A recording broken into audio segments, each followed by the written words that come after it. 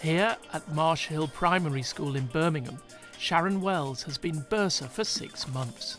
Like all bursars and business managers, Sharon is keen to find ways of saving money. When I started at Marsh Hill, we seem to have a lot of paper-based systems in terms of ordering stationery and resources. We spend approximately £10,000 a year on paper, and also we want to limit the amount of cash that comes into school as well, because that takes a lot of our time in terms of counting the money and depositing the money and having the money on site. Claire Dix is a procurement expert for the DCSF. She's taking Sharon to see how another school uses e-office, Gonville Primary School in South East London. It's well ahead of the field in terms of electronic office systems, and by the end of her visit, Sharon will find out just how much these systems could save her. Most people are very familiar with the use of electronic systems in their home, so you're purchasing things online, use of the internet, etc. So that tendency is moving across to the office and particularly around schools. So we see a lot more electronic purchasing online, any admin function moving across to e-systems, and there's massive savings to be made in those areas. Claire and Sharon first meet Cheryl Gilbert. She's the administrator at Gonville Primary. The introduction of e-office has made my life easier. Got more time to take on more tasks. We've recently begun ordering stationery through the Open system, the online ordering system. So I'd go into Open, do a catalogue search, select the type of books that I wanted. For example, I wanted A4 lined workbooks. Then you can compare prices, and at the end you check out the shopping list, and it comes up with a screen to say the requisition has been submitted. You don't have the facility to pay them online, you don't have a credit card facility? No, right. That's something that we are looking into, and hopefully within the next few weeks, months, we are looking into getting a procurement card. It's referred to as the GPC card, Government Procurement Card. That's another means of making payments and actually does away with petty cash in most schools. I'd also recommend a new online e-learning tool which is called Byways, and it's aimed at these procurement staff so that they understand the processes to go through to ensure that they're achieving value for money. And it saves you having to leave the school to actually do that element of training, because you can do it from the school, you know, when you've got some time online. Cheryl also manages the school's cashless catering system, which allows parents to pay for dinners either online or with a PayPoint card. It means that the parents aren't bringing in cash or cheques for their children's dinner money, and it also means that we don't have to do the tallying up of figures. And what does it involve you in, administration-wise? Every week we check to make sure that the children's accounts are up to date.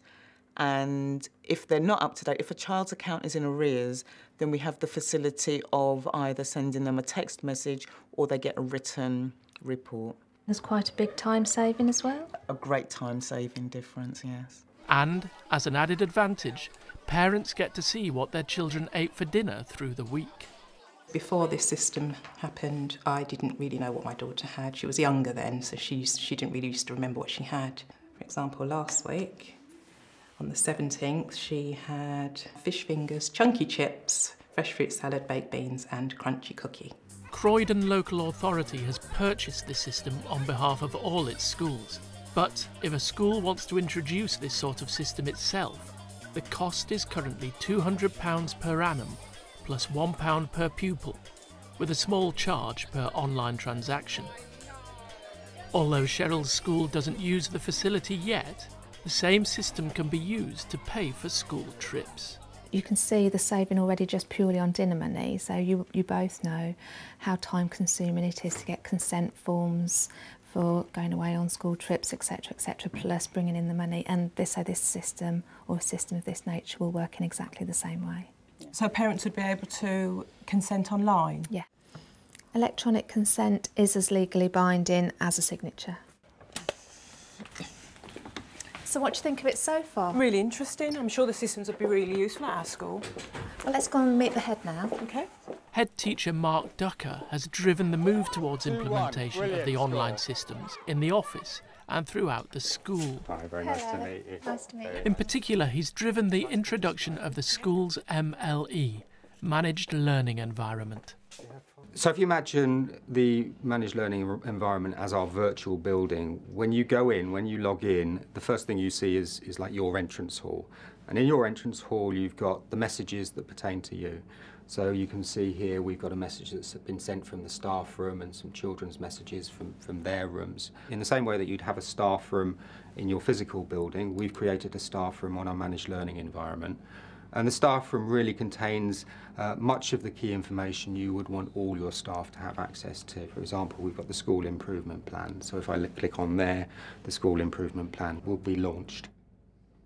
A school calendar and a memo programme called Stickies allows everyone to interact without paper memos flying around. Everybody who has a leading role within the school, in whatever capacity, is required to develop their area on the managed learning environment.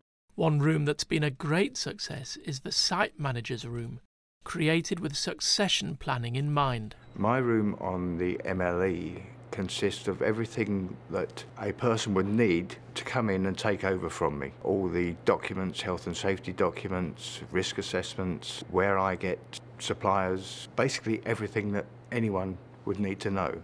Before the arrival of the MLE, I had many, many files stacked up in my office, but now it's quite free. The governors too have their own room on the MLE.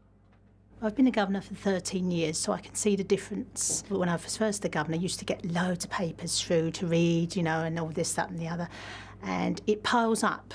Now with the MLE, it's all on there for me. When we visit the school, we will put notes of what we've done, so that, or if you see something interesting when you're in one of the rooms, you can say, oh, take a look at this, look what the children have done, which is nice, because that all helps with our monitoring.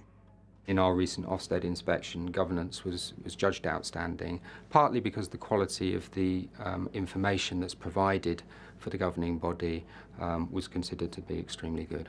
So your governors, I presume you have to sort of provide them with all this essential paperwork, which seems quite weighty. We spend time photocopying all the information, then we've got to get it out to them, so there's a cost implication with that. All in all, it's time consuming and costly for everybody. Which one is the least used material in the Great Wall of China?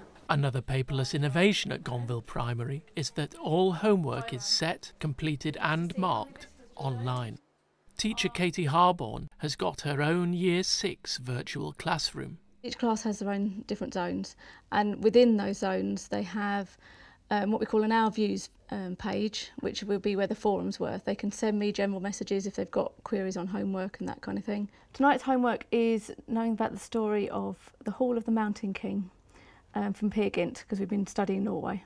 And I've set the homework, so they go to a hand-in folder, which is a specific folder, so they can open up that document, they can answer whatever the questions are, then they can upload it to here. And through that I can then mark it and give it a grade. Katie can also assess and monitor her class online. Using the classroom monitor means that every teacher, when they get a new class, can see where the difficulties are with their class. Everybody agreed? If homework is done online, do all pupils have access to the internet from home?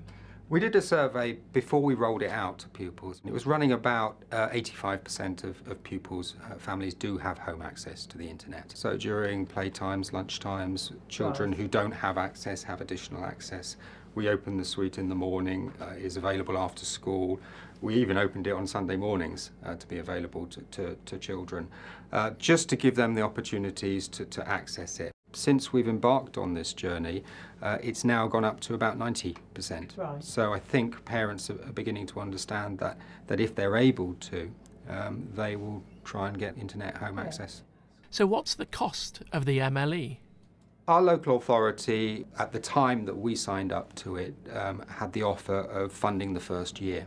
And then what will happen after your first year? After the first year, it's then for you to pay. But it's a relatively small amount if you offset what you save. So we pay about £2,500 per year. But the savings that are gained from the managed learning environment are many, many times that. There are more potential savings in moving recruitment online. Although Gonville Primary doesn't use e-recruitment yet, it's simple to do.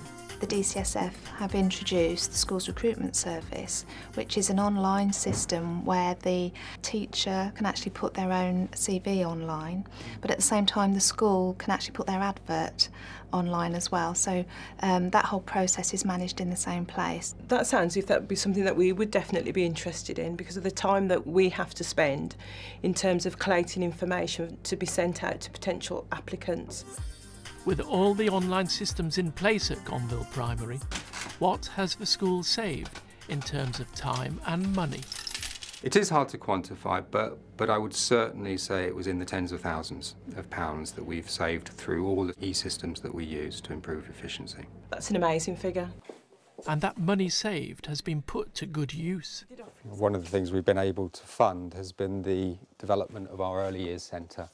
So this was a junior class, so we knocked out the end wall and extended outwards, and we've created a really spacious reception class and a similar sized one next door. So knowing what eOffice has done for Gonville School, what could it do for Marsh Hill Primary? Claire's been working out the figures. Starting from the top, on ordering on the e-procurement system, figures show that you could save around 5%. On a budget of your school size, we're looking at around a spend of about 240,000. Now 5%, if it all went through, that would be about 12,000. Right, okay. But if we went for a conservative estimate, just looked at, say, half, that's a figure of, say, £6,000. Next, cashless catering. Croydon Authority are saying that there's an efficiency of about £5,000 per school by utilising this cashless catering system. So that's another £5,000 saved.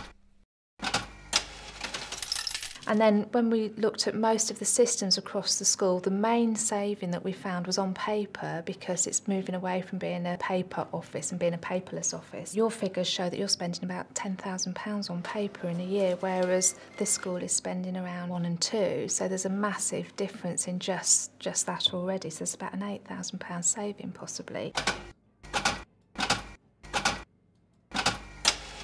And then e-recruitment, we talked about that too. That could save anything between, depending on the size of your school, between £2,000 and £10,000. So let's go for a conservative estimate and say a smaller school is £2,000.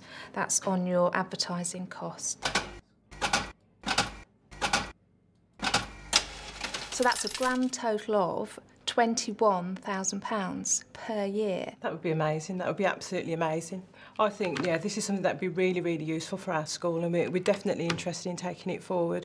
But at the end of the day, implementing e-office systems is not just about saving money. I think it's the increased productivity as well within the school, that teachers and staff are able to direct their focus on those things that really matter and make a difference to children's learning.